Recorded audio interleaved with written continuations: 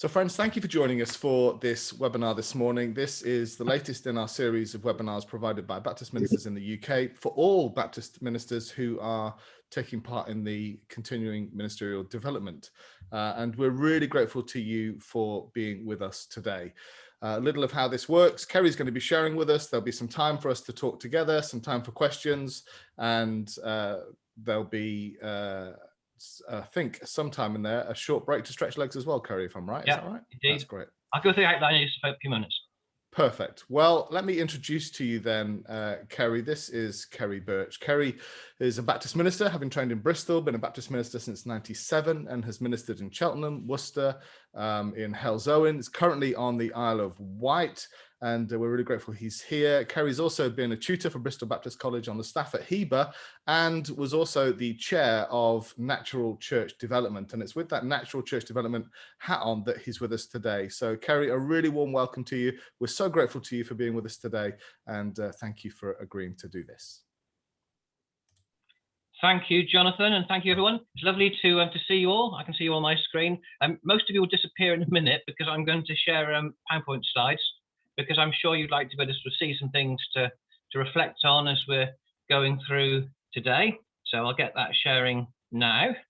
Just bear with me. I will need to make sure I press the right thing.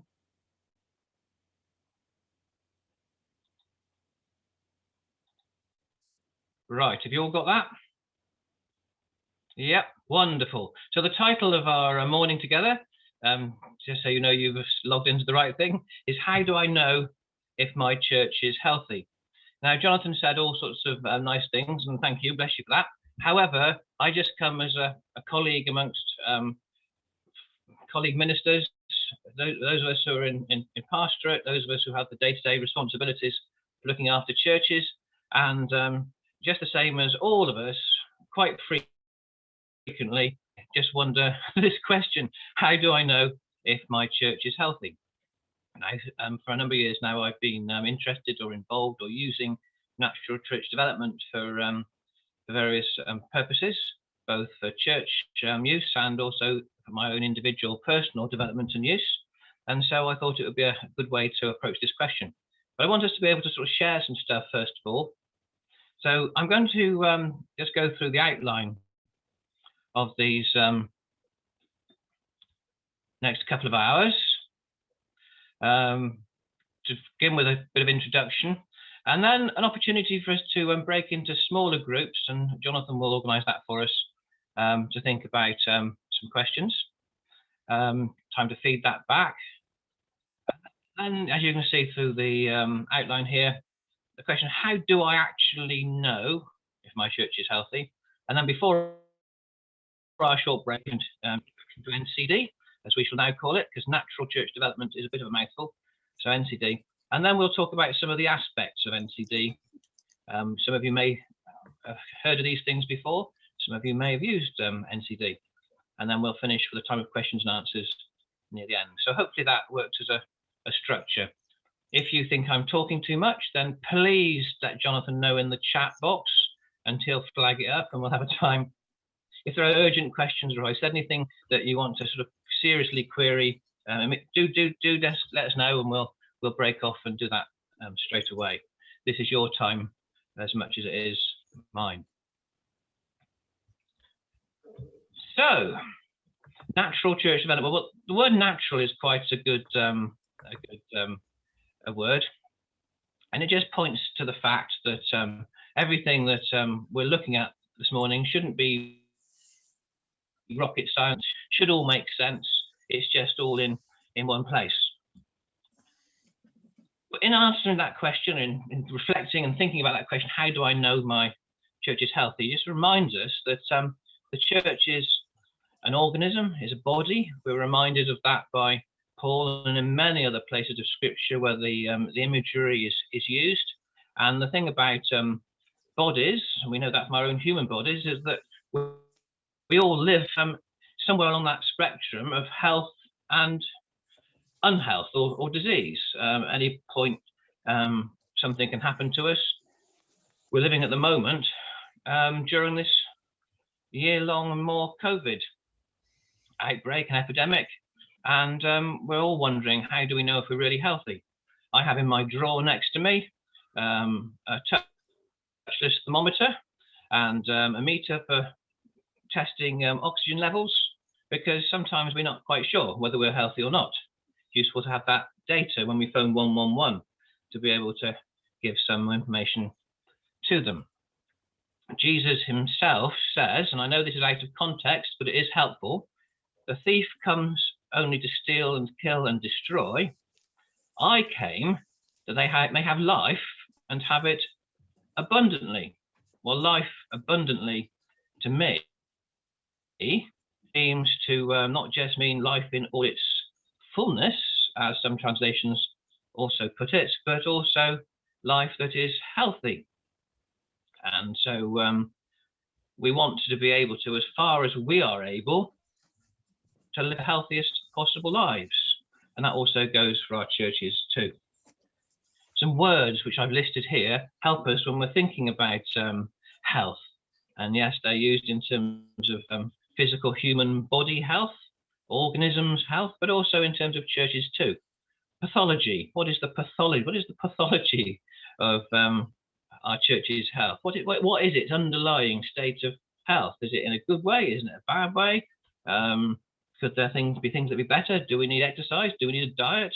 Do we need to go to put anything in place, or are we okay?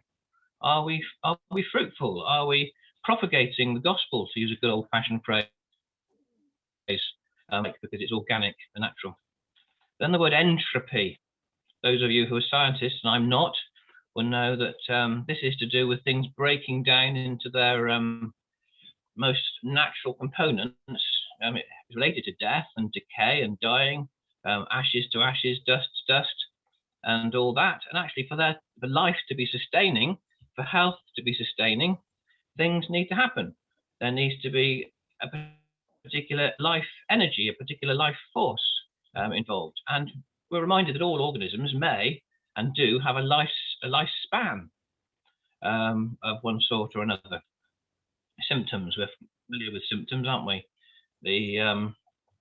Those signs, those indicators that we're really well today when we get out of bed, or today's a rotten day because we had our COVID vaccination yesterday, and some of us are feeling the effects of it today. Signs and symptoms. What are the signs and symptoms of health when it comes to a church? I like this word, resurrection, because it's quite unique to us in our understanding of what the good news and the gospel is all about. Actually, death is not the end. Entropy isn't the final word on the subject. Resurrection is our hope, is the reality of our faith and our life and our health and our strength. And then this word prognosis, is quite nice to be able to look into the future and be able to see what the likely outcomes are of our diet or our exercise regime. Well, that's the same with our church life, isn't it? We like to put things into place, but we like to know what the likely outcomes are going to be from those things, from those interventions. Prognosis for this church. Sometimes we're planning, and when we're praying ahead, and when we're reflecting on the future, and what's the prognosis for our church? And many of us may be thinking that even now, as we're thinking about reopening after the COVID season, late spring, early summer, and going forwards. What's the prognosis for our church? Who'll be back?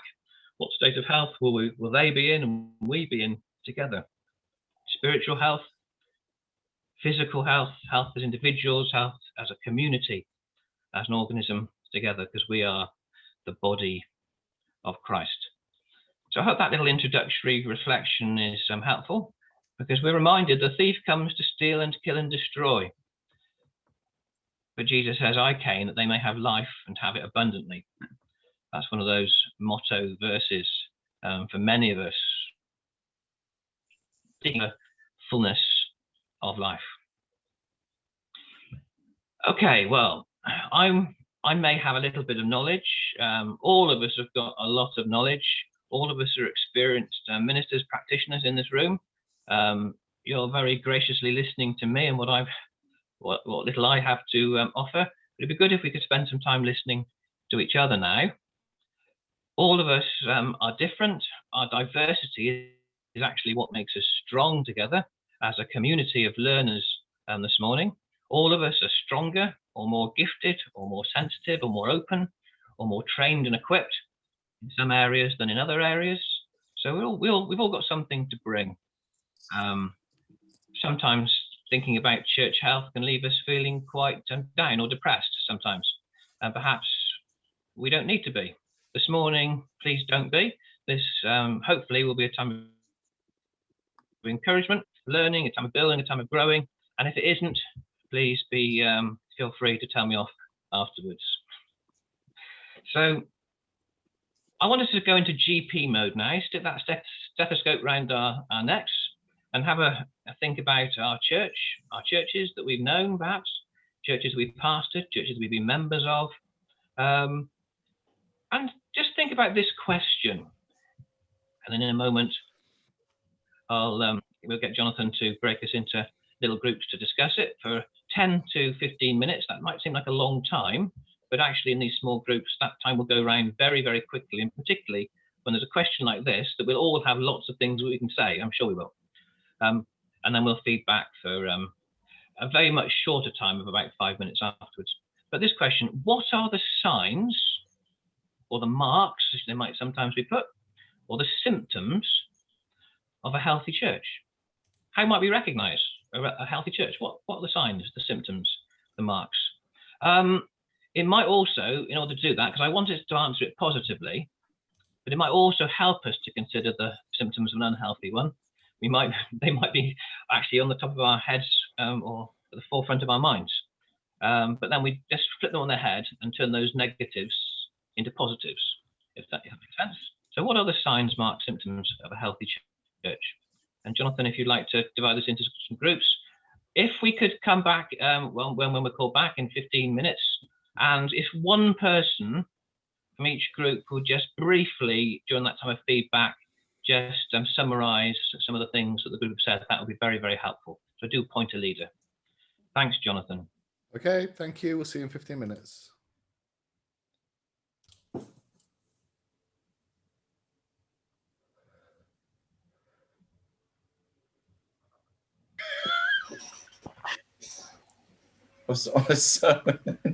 Sorry, guys. Sorry, guys. That was going so well. Yeah, I'm sorry, guys, for that outburst.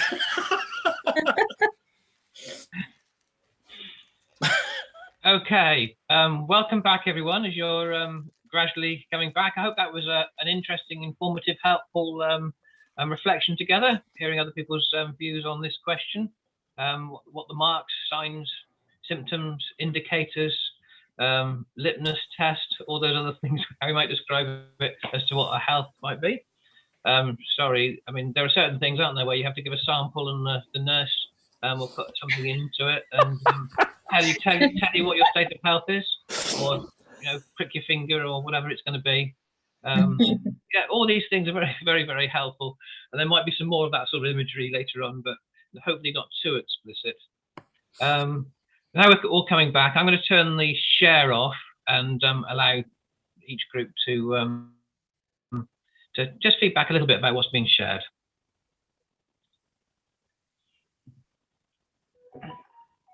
Okay, so group one, who's going to share from there? I didn't even notice what number my group was. It was one. I think it was one. I must admit, I'm not doing the feedback. I was busy sending videos. Someone else needs to do that feedback. One of the guys. Yeah. Come on, there were 5 guys. Don't pick on the woman. Bear in mind this is being recorded. Okay. Well, I think one of it was that we kind of like, someone explained that to actually see growth sometimes is that we have to go really back to basics, cut the tree down. I think also that you had to be united together without a shadow of doubt, and I think that's from the top down.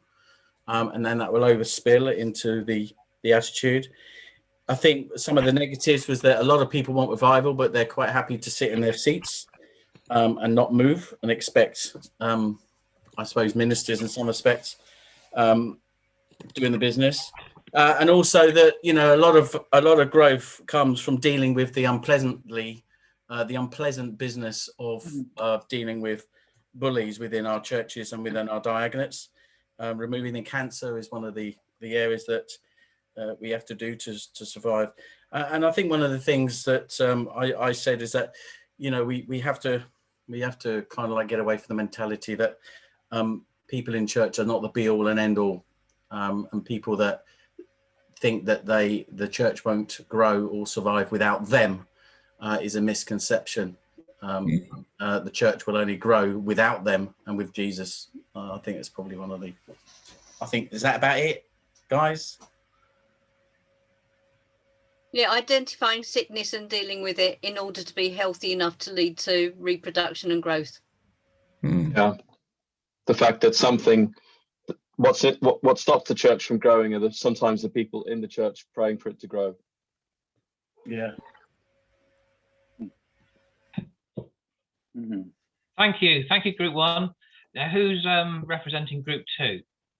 I am. Thank you.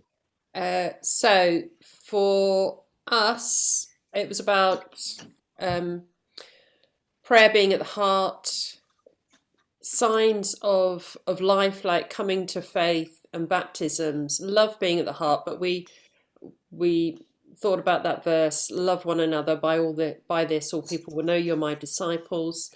So it's a Christ-like love, not a nice, friendly, but Christ-like, and that will make us attractive, that we're disciple-making disciples. Two of us are reading Living His Story by Hannah Steele at the moment on evangelism, which is sharing our story of God at work within us.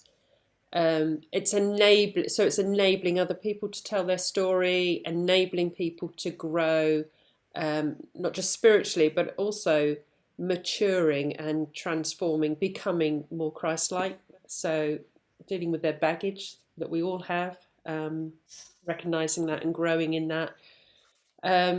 So being emotionally healthy as well. And yeah, we touched on the pruning as well, that sometimes, and I love this phrase, sometimes people are planted in the wrong place and they just need to move somewhere else and they're happy, and that leaves a happier place as well.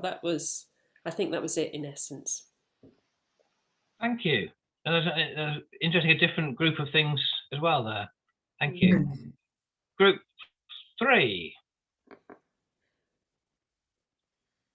Oh, that's me. Thanks, Denise. Okay. So we said in our group, 2 people have been reading the Healthy Churches Handbook by Robert Warren. And the first thing on that was getting people energized, people who are energized by faith, with Jesus at the center. And we're talking about God.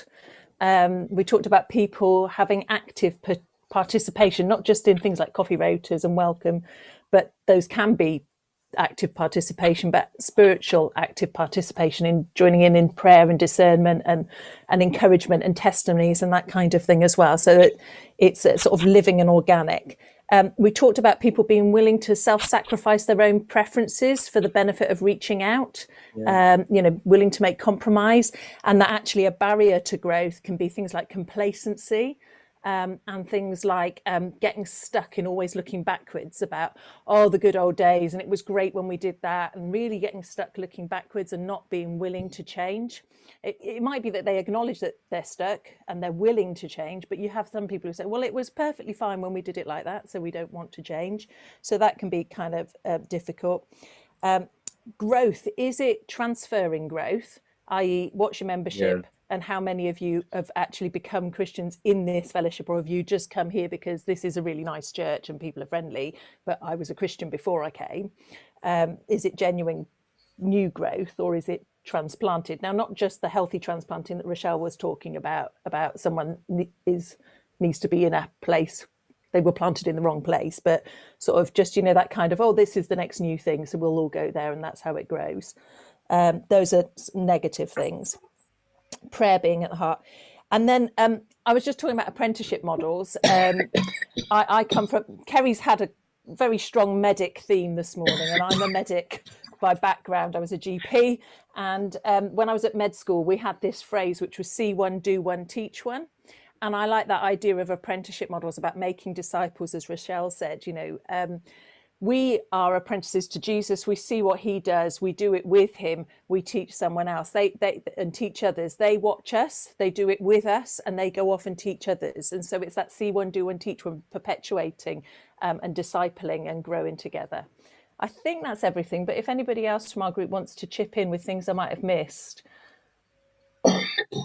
Let's just keep it going. Otherwise, we'll spend a long time on this. So let Kerry. Group 4. Is it group 4? Yeah, it's going to be Carolyn or Wayne. Oh yeah, or both it's me of them. then. I didn't know our number. We thought basically loving relationships, praying for one another, encouraging one another, actually showing it in practical action, journeying together, communicating well, being outward looking, that letting the love being expressed in the concern for the community, not just an internal introspective sort of love.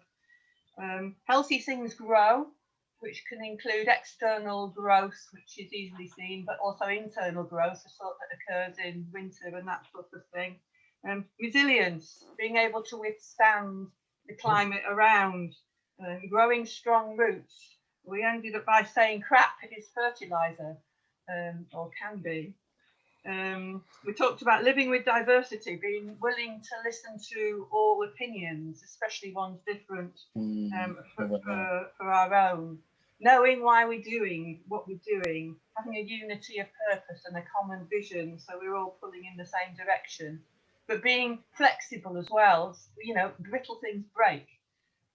If we can bend like supple branches, then that helps us. We talked about being willing to clear out sort of the chaff, or, you know, the cutting off the dead branches and that sort of thing. So that gets cleared away. And also the ability to be self-critical or self-analytical, addressing what we're doing well, honestly, and looking at how can we be who we are meant to be, and taking that as a joint responsibility as a community, not just relying on the minister or the leaders to sort it out. That's a summary of what we talked about. Thank you, Carolyn. That's wonderful. Thank you. Was there a group 5? No, that was it. Okay. Well, that's a great summary of all your thoughts there. Much appreciated. A whole diverse range of things to look out for, and it can be really quite confusing. You know, what are the actual signs and symptoms of health or otherwise in our church? What are the things we need to focus on? What are the things that actually really make a difference? I'm going to share back again because I've compiled a screen of all the responses I found from other places, which you might find interesting if you've got sort of good eyesight and you can see this. I mean, there's so many of them. I've taken this list here from from dozens of different books and works. Just talking about what might be the marks or signs or symptoms of a healthy church: a sense of belonging, looking after the young, a well-mobilized laity. If we recognize the distinction, you can see that some of these are coming from different traditions. Inspiring worship, that they're inclusive, highly visible, young adult retention. I don't think that means in an institution. I think that means the fact that they're still part of the church family. Specific believing prayer, spontaneous witness, emotionally healthy. If you've not read Emotionally Healthy Church, that's a really good book to have a look at and reflect upon. An agreed agenda, and so forth. So these are really very confusing when you look at them like that. I've got 2 examples here from 2 different publications, very, very different in the way they approach the subject of answering this question. I don't know if anybody knows where these are from, but it's difficult to have a too open a discussion at this particular point. But the first one, the left-hand column, there's 9 marks of a healthy church. So that gives us a little bit of a clue as to where it comes from. It comes from Mark Deaver's book. He's American Baptist, Capitol Hill Baptist. He was pastor there when the first edition of the book was published. And clearly he's going from a biblical, ecclesial sort of definition of what constitutes a healthy church. And okay, you go down that list there of headings, and you sort of think, well, but how do I actually know whether my church is healthy or not? Because on paper, you might sign up to all those things, but actually in real life practice, you know, what does that actually mean for us? And some of those things folk mentioned, and it's one of these questions where all the answers are correct. But does it make a difference? How do we apply that? How do we use that in a meaningful, useful way? The second list on the right-hand column indeed comes from Robert Warren's book, The Healthy Church's Handbook. His 7 marks or signs of a healthy church. And again, that might perhaps sort of indicate a little bit more of the emphasis from which he is coming, looking very much at the Church of England and Anglican Church model in the light of being a mission-focused, mission-centered church. It comes out of that particular movement. So how do I actually know? Because so many of these marks or signs might be subjective. You know, it can depend upon our own particular experience or approach to it. Some of them we'll agree on. We can look in from outside, and you know, we have more of an objective. We can stand back and see the wood for the trees. More of an objective approach to. There's such a diversity. I mean, churches are different one from another. People within the church is different one from another. Ourselves as ministers, as leaders, different one from another in terms of our experience, our calling, and all the rest of it. Some of our experiences can be very painful, and that can affect how we see things.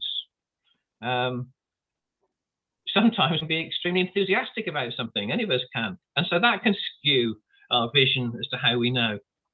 Some of us are particularly intuitive. We just get that sense about what things are like, and it's fantastic when that happens. And that can grow. That can come from experience, but it can also be something that we're gifted with, that sense of intuition. For other times, there'll be some sense of inspiration. We may have that particular message from Scripture, from prayer, through the Spirit talking to us about a situation that needs to be coped with, or to be addressed, or to be celebrated. Hopefully, we're all hopeful, and hope has a whole range of meanings. Hopeful in the right way, not just wishful thinking, head in a bucket of sand. Some of us who live by the beach can put the sand over our heads in if we want to, but actually that sort of sense of hope that actually there is life, there is a new dawn. But in the present and the reality we live in now, what difference does that make? I talked about resurrection earlier on. And actually, yes, that is at the ground of our hope. The resurrection, that death does not have the victory, that disease in the end will be wiped away. But you know, it can affect our realism. Are we realistic in this situation? And then, of course, there are a whole load of other things which can be very, very helpful, and can also help to add to the confusion. We want to be biblical, absolutely, at the heart of it all. We want to be faithful to God's word to us, and so whatever we do needs to be consistent with the biblical revelation of who Jesus is and how Jesus has built his church. It's wrong the question to start with. You know, how do I know if my church is healthy? I deliberately phrase it that way, because in the end, whose church is it? So part of the recognition is to recognize that it's actually the Church of Christ. When I started here in Ryde on the Isle of Wight, read some of the history and realized that in the middle of last century, they changed the name of the church from Christ Church Ryde to Ryde Baptist Baptist Church. Well, whether that symbolized something that they intended, I don't know, but there was something about the name Christ Church right at the heart of it, just reminding us whose church it was in the first place. I will build my church. I will grow my church. You know, we need to remember that one all the time. But there will be theological differences between us, which will affect how we see things, how we look at the church's health. There may be certain traditions. We may think in terms of what is a Baptist church like? Well, goodness, you know, that's as diverse as anything as well. But let alone other church traditions, there may be cultural things between us. So Baptist churches around the world will differ one from another. Ideological differences or political differences, maybe things where we look at things together that may be very different from the way we look at things as individuals. Individualism has had a huge effect on the way we think about things in our current culture, and we have to counter that all the time. So how do I know which factors influence health? Some of these things are important, they're right, they're part of our church. They're things that may be missing, and if they're not there, it makes a difference to our church. The character of the church. But does it make any difference to its health?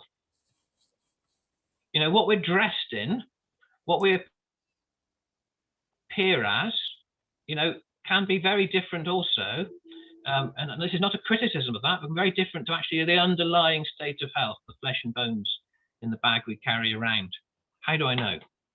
Well, this is where NCD comes in, and I'll just give a brief introduction. I'm not going to go through 2,000 years of church history, please excuse me for that, but just to remind ourselves that we're not reinventing the wheel. We're doing what churches have done for 2,000 years. When the church in its state of health or unhealthiness over that period, many things are right, many things we might want to be critical of from our perspective now, but in its time, in its context, the church has survived because why? Because Jesus is at the heart of it, the Spirit is empowering the church.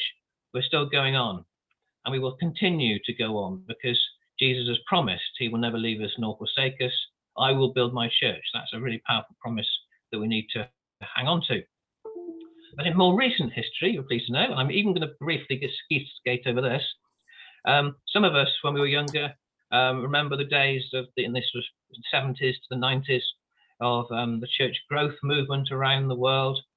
People like Donald McGavran, Peter Wagner in the States, Eddie Gibbs, and Bible Society was very much involved in that church growth movement. The British Church Growth Association was formed in its latter years. It was run by Molly Hill alongside her husband Clifford Hill, who some of you remember in connection to Prophecy Today. And well, Clifford Hill wrote lots of books on prophecy, biblical prophecy, prophecy in the church, and so forth.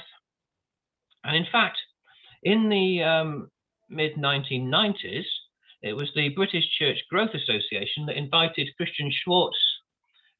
He was doing a research project from Germany with his friend Christian Schwartz. He trained under McGavran and others in the States, and he was doing this global research program of churches of all sorts and all continents, of all traditions, to discover what were the signs of a healthy church.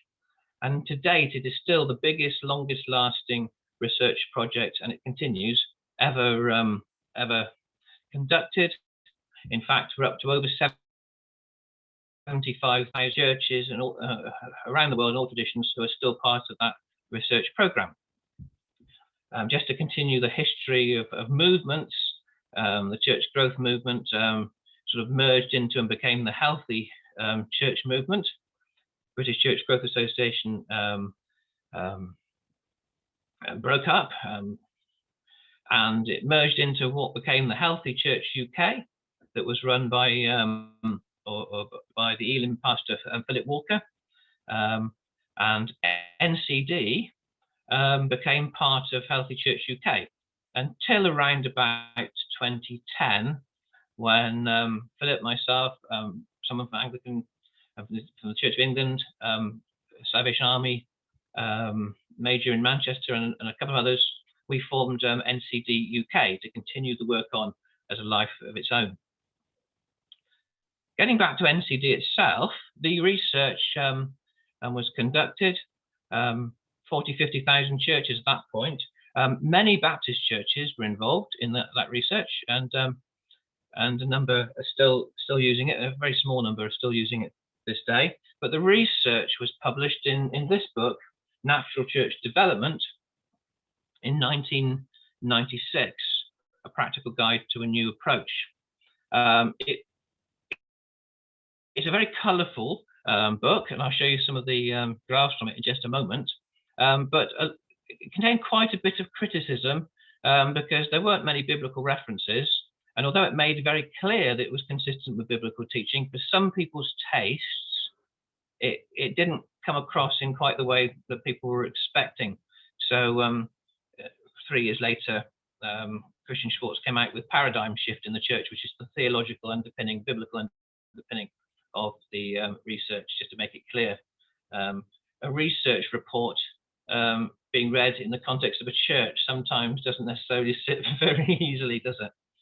And other publications have continued on into this century with Colour Your World, with Natural Church Development, and for some of us, a much slimmer, very recent volume, The All By Itself Pathway, an Introduction to NCD. And I'll make sure there are copies of what they'd like to have them at some point in the future.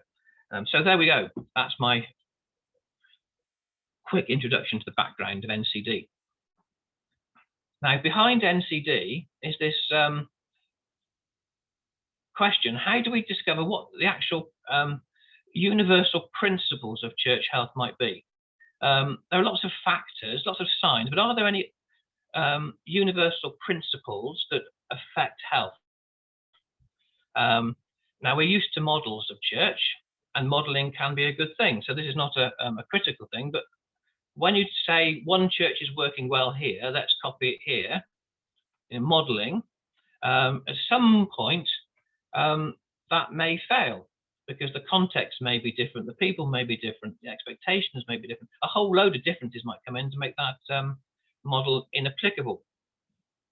And so the idea from the research is to just have abstract principles that we can apply from all contexts into all other contexts. Is there such a thing? Because that will be most helpful. And this happens in a lot of the world. It happens in medicine as well. They're just trying to find that universal point of reference, with the key to it, and to continue to be biblical, but also to be observable, that you can reproduce this in every situation, and you can see it working or not working. So, so we're talking about principles. Now, we're talking about universal principles, but we're not saying that other things aren't important to your church or to churches of a certain tradition or to churches of a particular culture.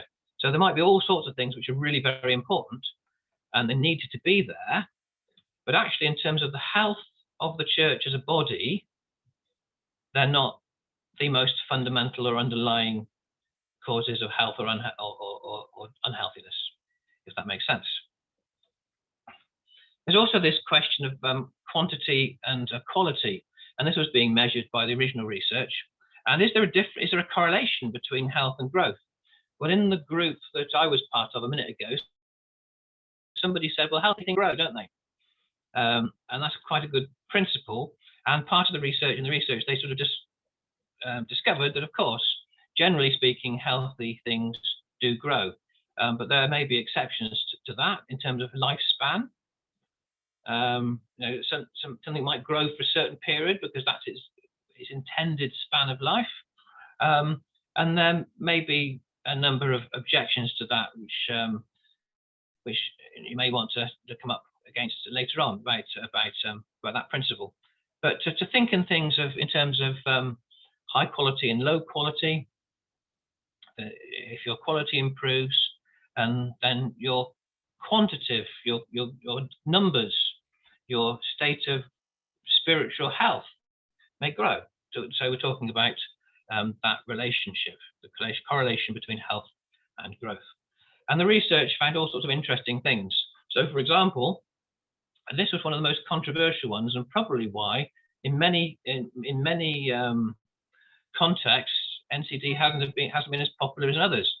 But the question inquired what percentage of pastors graduated from seminary or from a theological college of some sort. And looking at the churches that responded in the initial surveying, and it's been corroborated since, because it's ongoing, this research, is that yes, a higher proportion of pastors in low quality declining churches graduate from a seminary than from high growing churches, which is rather sobering. Our seminary is actually preparing leaders for churches to be helped, to really good. I did question Christian fairly recently, and he confirmed that from the database, the trends are still in a similar sort of position. So that's interesting. A pastor who regularly counsel from a trusted outside source, such as a church growth consultant.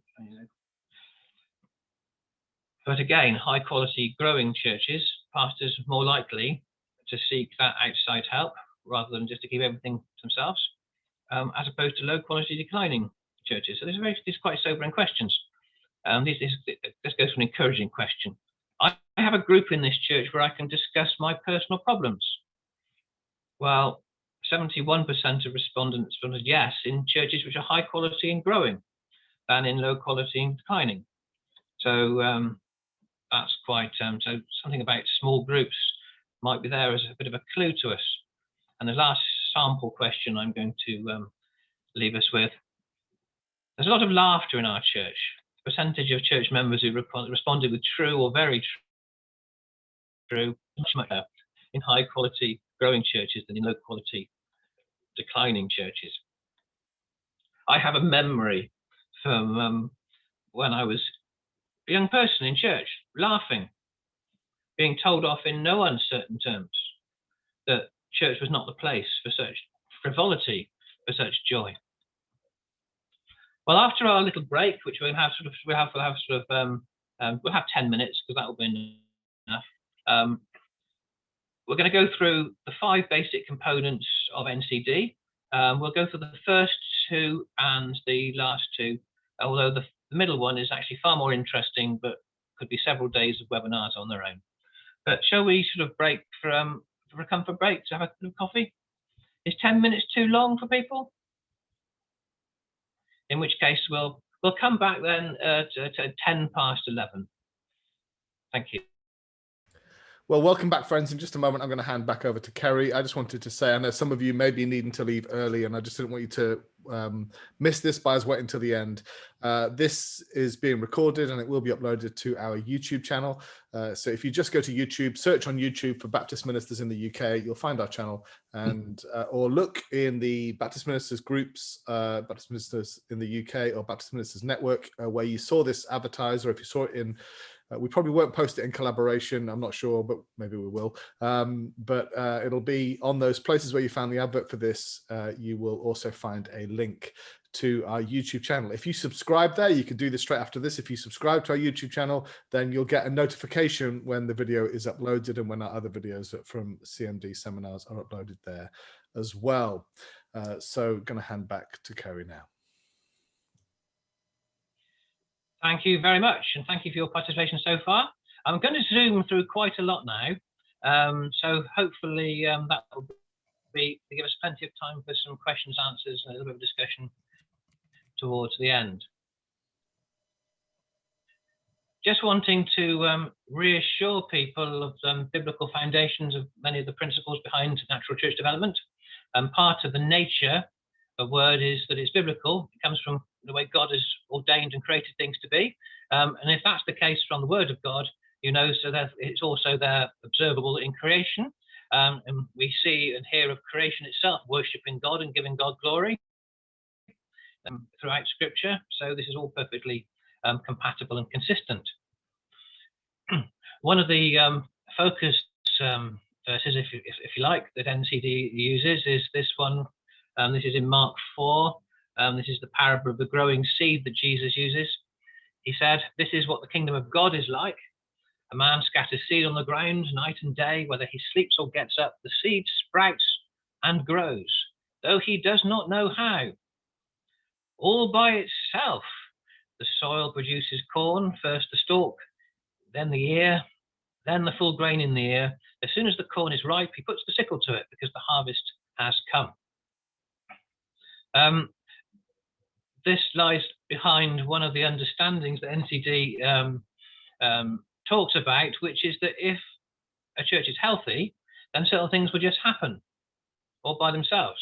If the conditions are right, if people are doing the right things and not doing the wrong things, then that growth will happen. So yes, the watering needs to take place. Yes, the planting needs to take place. Yes, the weeding around needs to take place, all that sort of stuff. But actually certain things happen by themselves. And what's behind this all by itself? Well, that's an observation. It takes an understanding, a perception, a knowledge of God to realize that God gives the growth. And this is made very clear, isn't it, by Paul in 1 Corinthians when he talks, "I planted, Apollos watered," so they have a function, but God gave the growth. There are two illustrations used in the NCD materials, which some of you may have seen, which I find particularly fascinating. Don't know if you can see what's going on here. It feels like church life sometimes, but you can see the square wheels on the wagon and the sweat and tears and the toil of the labourers trying to push this wagon of round wheels along. Things are not in the right place, not as they should be. However, applying things as they've been provided, everything that's needed is there. You know, just think of this as a picture of church life. Everything that God has given to the church to be used for the church to be what it is there. God has called this, gathered this group of people together. Everything is there. Everything will be provided. You just got to use it. And the contrasting image is this one, of course, where the sail's up, the wheels are on, and the Spirit is moving the wagon forwards. Okay, before our break,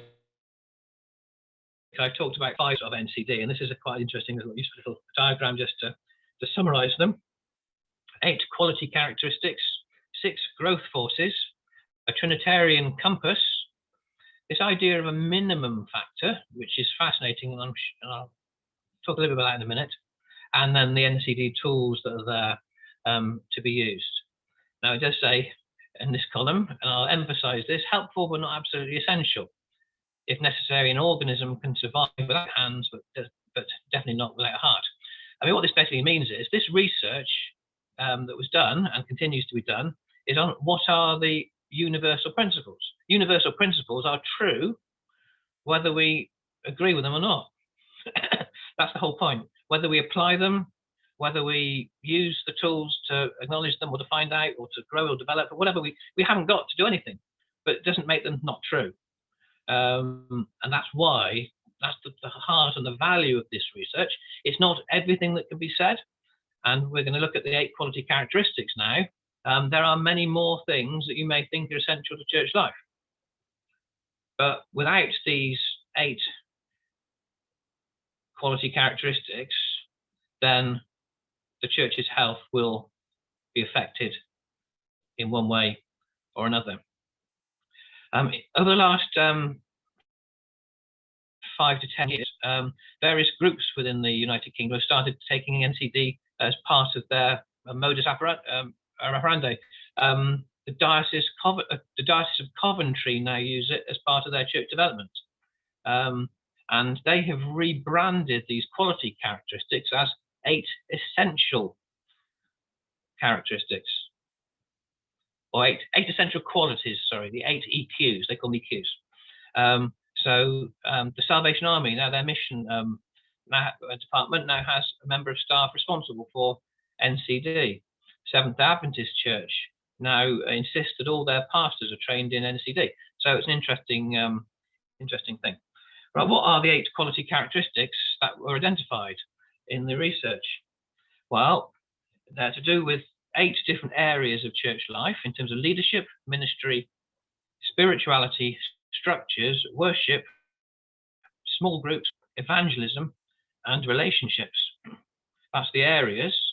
The quality characteristics are empowering leadership, that leadership must be empowering. Gift-based ministry, that ministry in the church is based on the gifts that people have been given. Passionate spirituality, that the spiritual life of the church is passionate.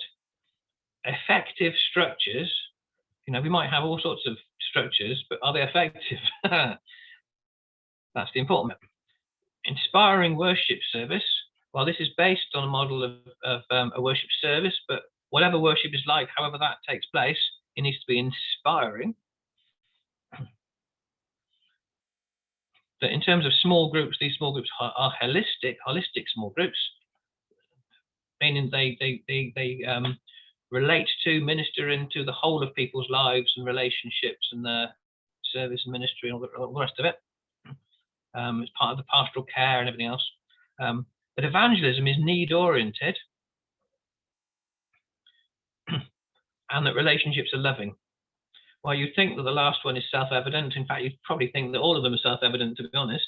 And that's quite good, because to say things that are obvious is far better than saying things which make no sense or are bonkers. So yes.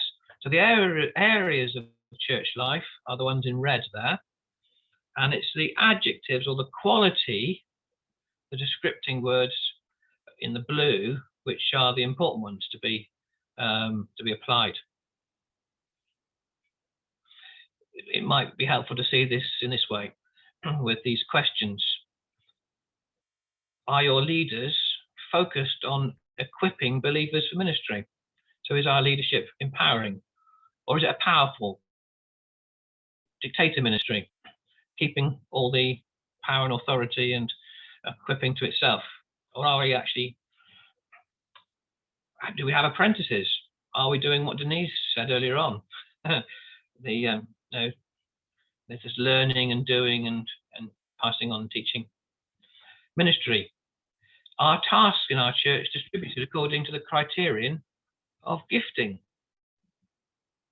So do people know what gifts they've got? Do these people have got? And are we therefore using people's gifts because God's given them for people to be used in his church? That it's a gift to the church as well as the individual person. Is the spiritual life of church members characterized by passionate spirituality? Do the structures of our church contribute towards its growth? Are your worship services an inspiring experience for the members of the church? Inspiring means a whole lot of all sorts of things. It doesn't mean, is it a good event? Do we have a buzz at the end? If it's truly inspiring, does it enable the Spirit to be breathed into us? You know, just taking the medical analogy, inspire and expire, breathing out, breathing in. You know, is it a breath of fresh air? Is that do we breathe the Spirit through our worship? I emphasize that one perhaps, but I think it's important. Groups address the life issues of our members, and are the evangelistic activities related to the needs of those who are trying to win or to reach? You might query the wording of the word to win there. Perhaps to reach is probably a better word. And then relationships. Are the relationships of the members characterized by love or a whole host of other things? Question mark, exclamation mark, floods of tears to follow. Quality characteristics in summary. Then we've got the 6 growth forces. Now these are probably far more interesting once you start to sort of work at them and work out what they actually mean. If the quality characteristics are the muscles of NCD, the sort of visible parts of the body that you can see, you can tell which ones are trained and which ones aren't, which ones need to be developed and others. The growth forces are like the blood, the lifeblood. Nutritions, feeding all the different elements of the body. So let's have a look at these and see what you think about these. Interdependence, multiplication, energy transformation, sustainability, symbiosis, and fruitfulness. Well, there you can see some dynamics, some things about relationships, and something about the life going on. And one of the things that NCD talks about, and then if you look at Paradigm Shift, Christian's book, the theological basis for NCD, he talks about the static pole, which is like the skeleton, and then the dynamic pole, which is like all the life being held up and going on around that skeleton. But when you look at the Mark IV parable of the growing seed, and all by itself, you know, how is God actually working? Through what dynamics do we see God working? Well, these words, these phrases are quite helpful. And let's unpack those just a little bit. Interdependence. How does this decision affect other areas of life? So, you know, if the church is a body, you know, if all its members are members of that body, not everybody's a hand, not everybody's a foot, but they need to work in relationship. You know, there are numerous jokes about noses and feet getting muddled up, aren't there? But you see, you know, if we're going to do one thing, what's the effect, positive or negative, it has on another area of church life? Can you do something which has an effect on both or all areas? Or can one area of life help to feed in to another area of church life? Because we're all independent. Multiplication. Now, this is interesting because the way that nature grows is by things multiplying. Just think of that initial sin of human life. You know, L divides 2 and so forth. It's a multiplication process in terms of church growth people. What if we thought in terms of multiplying? I mean, perhaps church history, and I'm a bit of a historian, is littered with the fact that the church grows by churches dividing. And by God's grace, that has led in many areas to multiplication. That's not necessarily the intended result of what happened. In multiplication, does this decision contribute to multiplication or merely to addition? Energy transformation. Now, if you're interested, Christian Schwartz has just started publishing the first 2 volumes of a trilogy on God's energy, huge thick books on the power and energy that's there in Scripture. But does this decision take advantage of all the resources in the environment? And by the environment, we're talking about the church. So we're talking about all the gifts that people, all the resources that are there, all the ideas, all the thoughts, all the practical things, all the prayerfulness, all the spiritual passion and zest that people have got for this. Are we using all the energy that we've got to transform it into this new situation? Or it might be taking something that's old, something that's worn out, something that's past its sell-by date in church life, and are we transforming it using that same energy and passion into something that's new? So that's energy transformation. Sustainability. I think we often, in fact, lots of us are thinking about sustainability at the moment. You know, are the things that we did before now sustainable in this new environment? But are there mechanisms? Are there things that we've planned in or that God has provided to enable this thing to be sustainable? For certain things, it can just be the fact, are we actually open to the Spirit of God moving to sustain this thing? Or does it mean that so many people need to be committed to this? But it can be in other ways too. That, you know, have we thought this through prayerfully and practically? Have we counted the brick actually before we start to build? You know, to at least begin to build, we may be acting in faith and some of the rest of it, but have we got to get the foundations right so that we can do the rest of it? And symbiosis, things that have a symbiotic relationship that feed off each other. Does this decision foster a fruitful cooperation between different activities? So, and finally, fruitfulness. Does this decision produce fruit for the kingdom of God? Now then, I want to ask a good question. What is the fruit of an apple tree?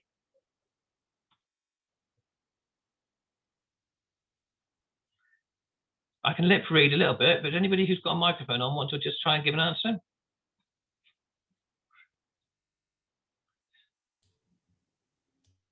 So it's not apples. Is it Jesus? The fruit The of an answer's apple always tree. Jesus. Another tree. Yeah, the fruit of an apple tree is another apple tree. Another apple tree. Now, Yes. some of us might be, absolutely, absolutely. Some of us might be worried about. Sorry, David. I feel as if I've come into an episode of QI and a klaxon's Indeed, going to go off. indeed, but without the consequences. Now, the fruit of an apple tree, of course, is another apple tree.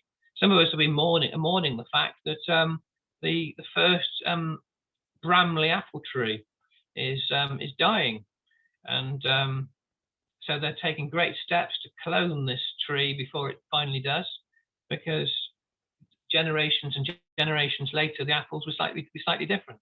But it just reminds us that this fruitfulness that we're after, about passing on the good news of the kingdom of God. You know, the fruit of a disciple is another disciple who then makes another disciple. You know, it's passing it on. It's that model that Denise was talking about with that very helpful, pithy little quote earlier on. And it's through releasing those growth forces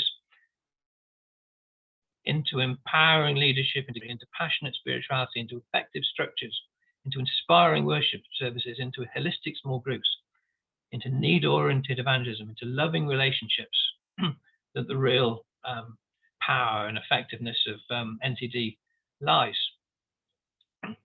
Just another couple of things, just to be helpful. The Trinitarian compass that I mentioned. The function of the heart is to pump the blood to the muscles. A heart that stops beating causes the whole organism to die. Just bearing in mind that we're doing all this in relationship with God, who reveals himself to us as creator, as Father, Son, Jesus, through the Holy Spirit. And so that's another important thread that runs through a lot of the NCD material. Haven't really got to, but will reappear the diagrams time. Another picture that a number of folk may have seen in terms of the dynamic is the picture. Now, this is referred here as the minimum factor, the eyes of NCD. Our eyes enable us to focus on specific details. The eyes never see all of reality, just what they deliberately focus on. That's interesting. Our eyes are flicking around all over the place at the moment.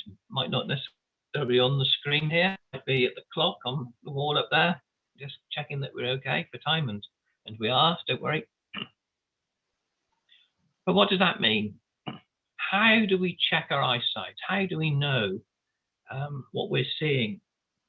And so we're moving on a little bit towards the various tools that NCD can provide us with. We talked about a survey earlier on, an initial survey for the research. Well, I said that the research is ongoing, and that's because one of the primary tools that NCD uses is still a survey. And the survey adds into the global database, but as well as providing information to the church taking part in the survey. And this all relates to the minimum factor. We sort of need to know of the quality characteristics, which are we least developed in, which are we most developed in. The minimum factor is a quality characteristic in which we are least developed. And the picture, which some of you will have seen, is this one of the barrel. And if you're eagle-eyed, you'll see that I have an actual barrel behind me on the table, which looks a bit like this.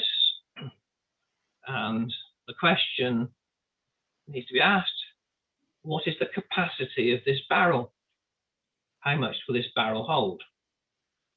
And the answer to the question is only as much as its lowest stave. Okay, so that's where the picture that's on your screen comes in, although it's quite nice. I have an actual one there. In which areas is your church least developed or need to work on? In which area is your church most developed? And as you can see, each of these quality characteristics forms one of those staves. And to be honest, our church will leak most content, most of its, perhaps its members, perhaps its impact, its effectiveness, its fruitfulness. It'll leak most where the church is least. So what is your church's capacity? And this is where NCD is helpful, because it provides a tool for us to be able to do this. But linked to that, how can then we use our strengths? In which area are we most developed? How can we use our strengths to increase the capacity? Now, the obvious answer in terms of the barrel would be to lob off saw off a bit of this one and use it to plug the gap, and then you can increase the capacity. We're not going to take that image too far because it does fall down very, very quickly. But that's just the underlying idea. I've produced and tweaked, based on the previous questions, a little survey that you can actually do as a one-off exercise, very simply on your own or in a church meeting. I'm just going to have a cough and a sputter a second. I'll come back to you in a second, but just have a look at this.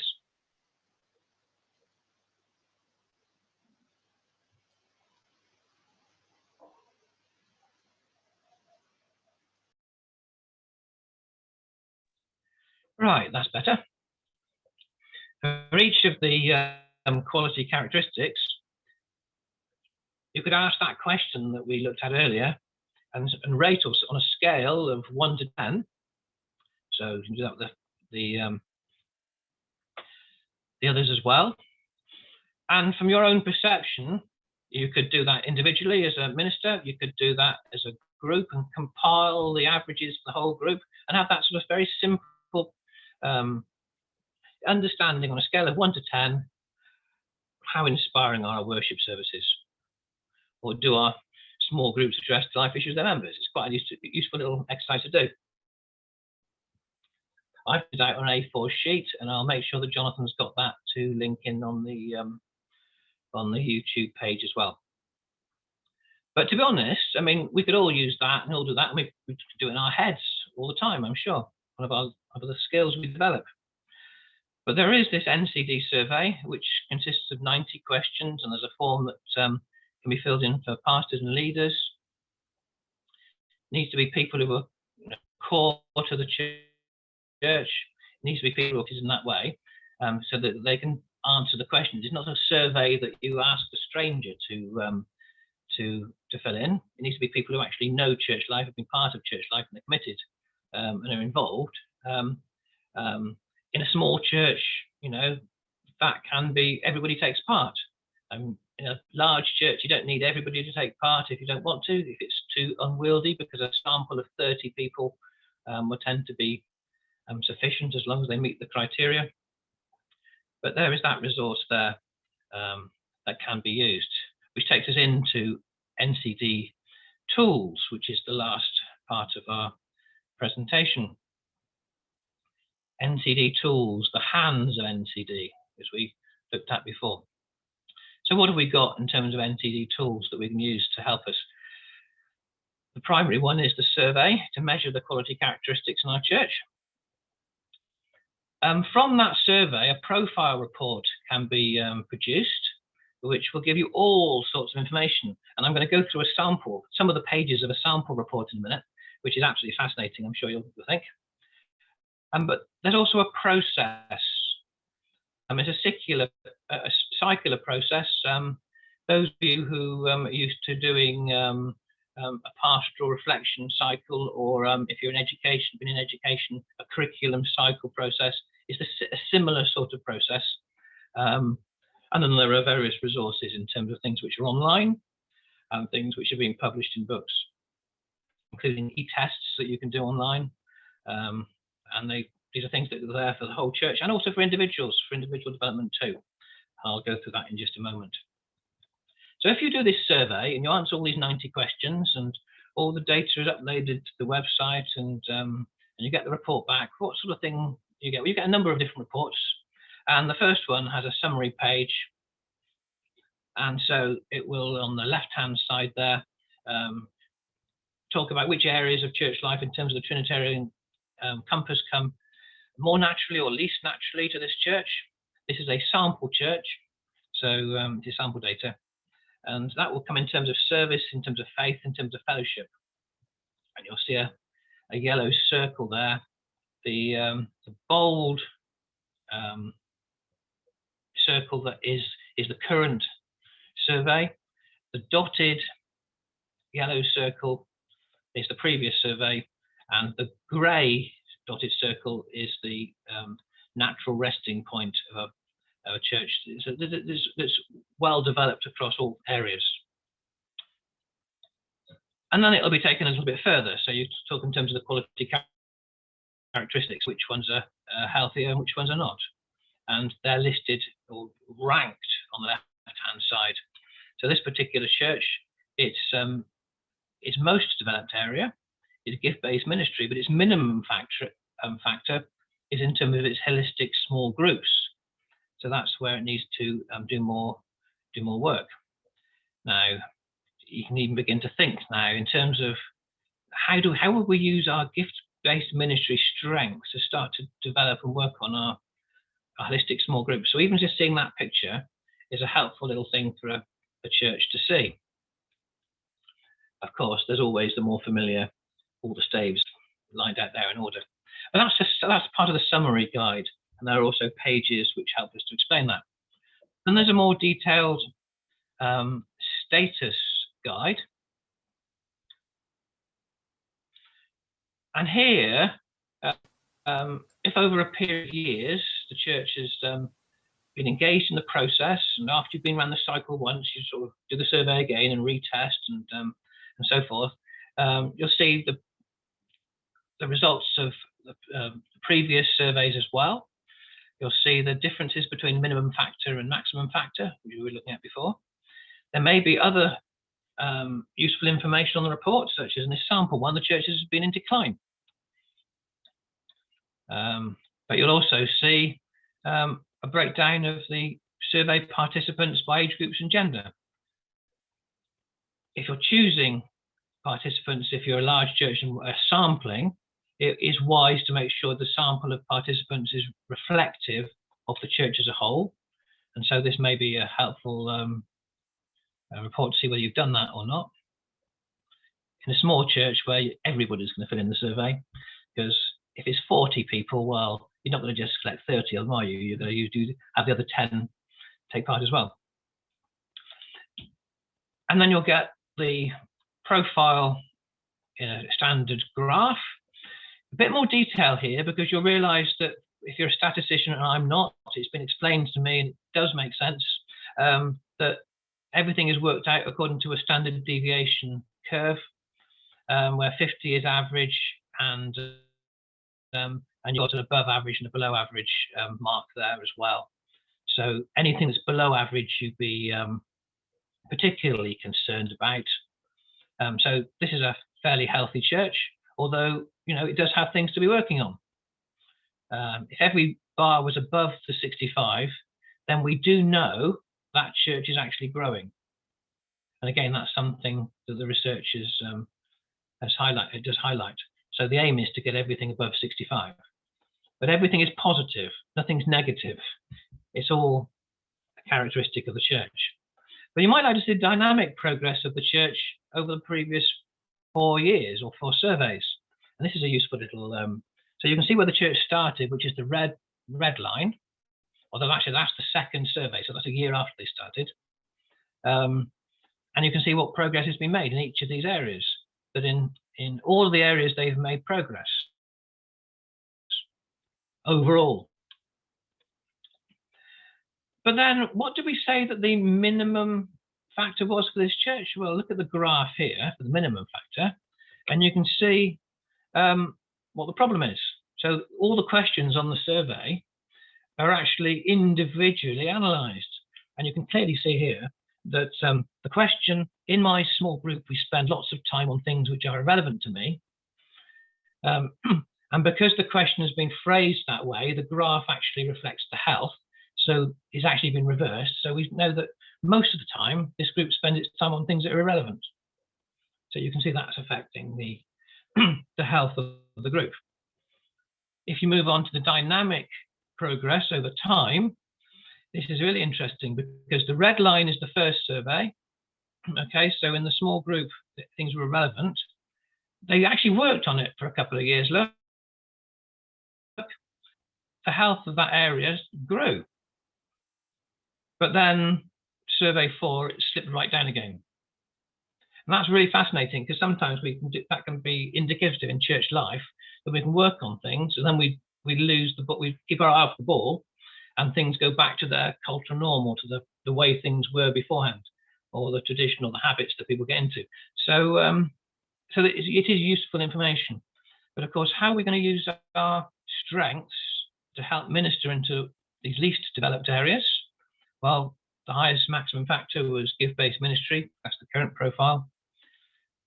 Some of them are really very good. The highest one here, look, I feel my task in our church is a positive challenge that stretches my faith. That's fantastic. I mean, even the lowest one isn't that bad.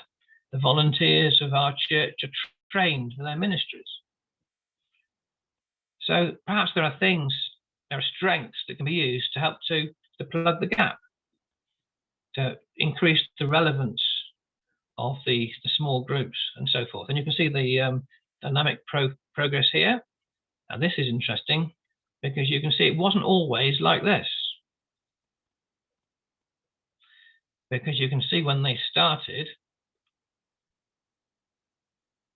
I enjoy the tasks I do in our church was really very, very low.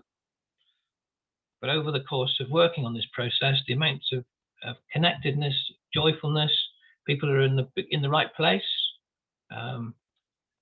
People were, have been transplanted perhaps into the right activities, into the right areas of ministry, and people are now still far more connected. So there's a lot of progress being made there too. And then we talked about this being a process. This is a cyclical process. You'll have seen those some of those headings before. Test, which is about having an eye check, understanding what's going on, planning, putting those plans into action. That's the do's part of the cycle. Experience, sort of enjoy what's happening as a result of what you're doing for a while, and then perceive, see what effect it's having, see what it's doing, and then test again, because whatever we perceive may not is. You'll notice I put together a little sheet which we will distribute, put a link to, but that's just a pinpoint of our perception. The questions on the survey are phrased in a sort of way which counter check, and the checks and balances there. Some are positive questions, some are negative questions, and they help us actually see what's going on underneath the surface. And the final helpful little summary slide, and you'll see from the bottom there, there are 43 pages to this report, so it's far more information than we go through at this moment. But some of the challenges that this particular sample church faces in terms of fellowship, holistic small groups, reconciliation. Yeah, some of the questions featured that there are things going on in some of the relationships, sense of vision, a sense of welcoming. And then the question, beyond reasonable doubt, which do you personally need to explore further? Anyway, I hope that's been sort of helpful, just going through the report and the process slightly, just gets you to see how helpful this could be. You probably can't see the small print here, but it'll be easier because each of the processes on the cycle there have a question related to them. Testing phase, how do you know that you're seeing clearly?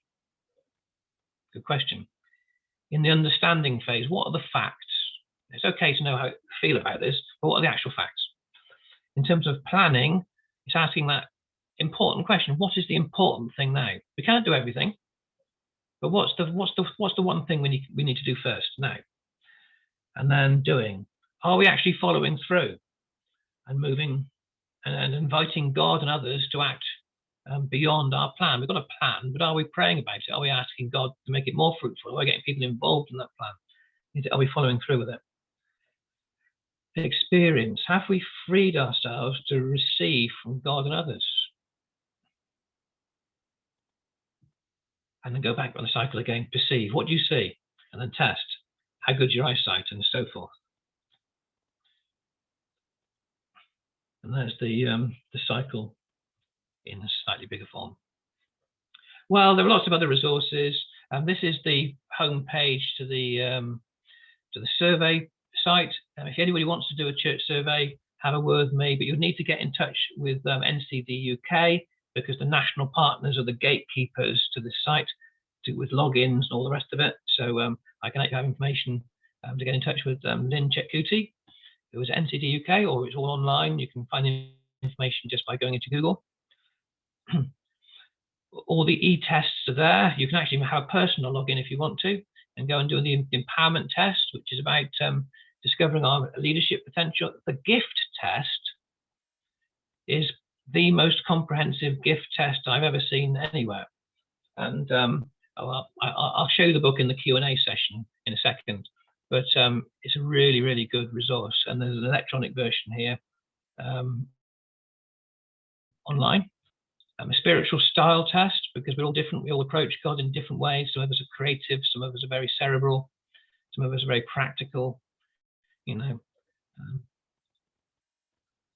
And also these things are in book form as well. Some of them help us in our personal development and others in terms of church development. And so we reach the end of my formal presentation, and time for some Q&As. So I'm going to unshare, and you can fire away, as moderated by Jonathan. Thank you, Kerry. Really, really appreciate that. That was absolutely excellent. Thank you so much. Just want to invite, if you have a question, then please raise a hand. Thank you, Sarah. Going to come to you now. Basically, I did type it in the chat. It was about accessibility of the language in the question. So I've got quite a large number in my congregation who have English as an additional language, and a number with learning difficulties. Would they be able to access those questions? What's the phraseology like? Right. That is a difficult one, but there are ways around it.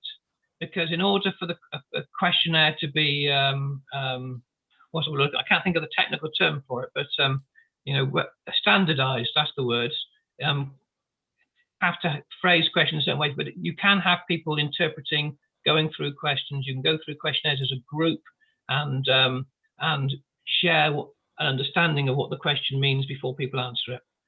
There are other language versions of the questionnaire. Thanks.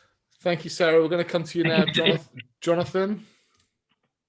Hi, yeah, thank you. So I've got 4 questions. But they're very quick. First one is... Let's just, Jonathan, if we can just take 1 and 2 to give others a chance. Is that okay?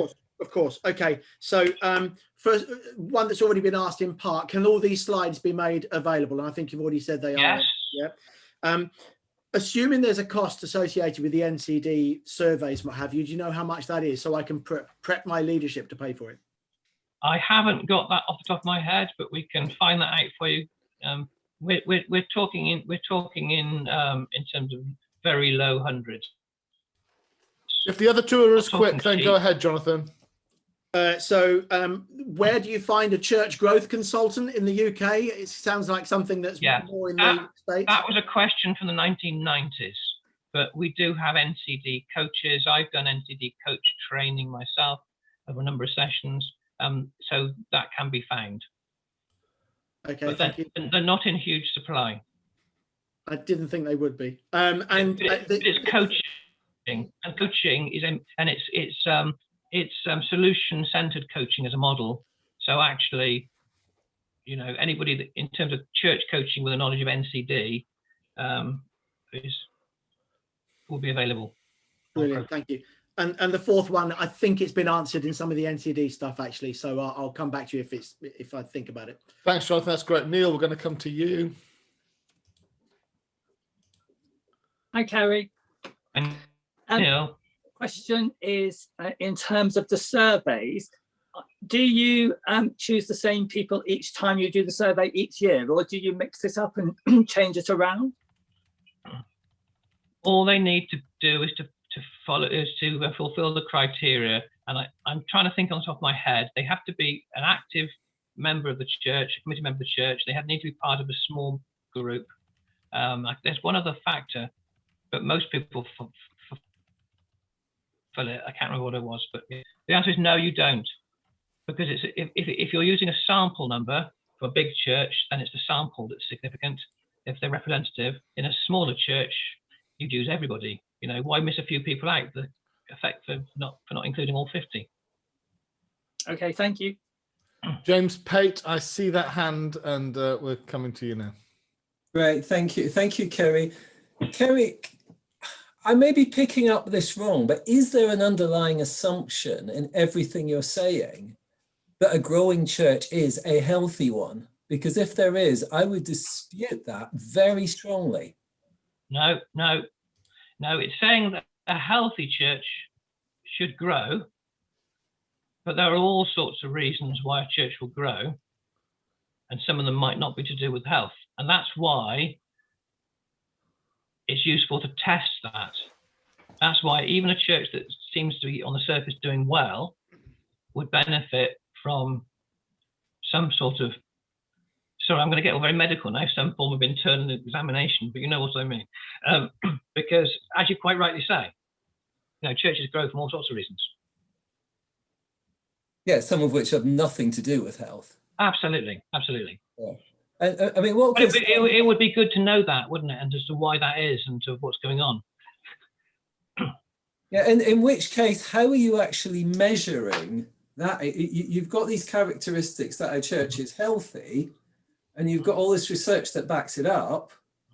But what is the research actually showing that shows that the church is healthy? Right. Okay. Now that's a detailed research question, which I don't know and I can't answer. Do you mean, are you asking why have they chosen those factors to indicate health? Is that what you mean, James? Yeah, well, they seem to be chosen as the result of research that says, here are healthy churches and they have these characteristics. But how do you know that those churches are healthy? The argument seems circular. Well, that was all part of the initial research phase, but it's all to do with the inspiring, the empowering, all those healthy features. So they are the cross-check that we're talking about health and not just numbers. Does that make sense? Thank you. Yeah. I think we see where you are, James, in that sense of we just confer. Is there a confirmation bias rather than, you know, is it correlation or causation? Okay, we kind of get that, but I think what Kerry shared with us is that these factors seem to be those that indicate health in the church. And I think I certainly, as I look at them, health of small groups, witness, mission, ministry, those would be things that I guess I would look at thriving in these areas as being indicative of health. So I guess there'd be an overlap for many of us. It's particular types of thriving. Yes, you know? but I guess it's the list, I guess, that maybe some of us would want to add or take away, or maybe emphasis over one or the other. Absolutely, and add other things as well. But they're not necessarily indicative of health. Thank you. Sarah's coming back for another bite. Friends, the easiest way to capture my attention is to use the hands up emoticon, and then I'll find that. So we're coming back. Sarah's back. It's just a bit of a cheeky one. Is that using a bit of an outdated blurring of the words sex and gender within that entire survey? Okay, that's probably for... Thank you for that. Bless your heart, Sarah. Love you. And is there another hand? Did I see somebody else's hand go up there? I'm just scooting through all the cameras if you do use the raise a hand icon. Well, friends, that looks like that looks like we've got through those questions as well, which gives me a chance then on your behalf to say thank you, Kerry. It's been really excellent. These webinars have been a blend of the very practical and the very theoretical, and I think this has beautifully kind of straddled that and has given us some of both of those things. Friends, once more, this is one of the series, and normally this series would be on the first Thursday in each month. Next month, because of Easter, we're going for the second Thursday, so we'll be on the 8th of April, where William Wade is going to be sharing with us about evangelism on the margins. So how do we evangelize people who are marginalized in our communities? So that's going to be our webinar. The link will be going up in the next day or two, and so please do sign up for that. The video of this session, along with links for the notes and any other notes that Kerry wants me to share, will be on our YouTube page. Again, just go to YouTube and look for Baptist Ministers in the UK, and you'll find our stuff there, and you'll find the links to this too.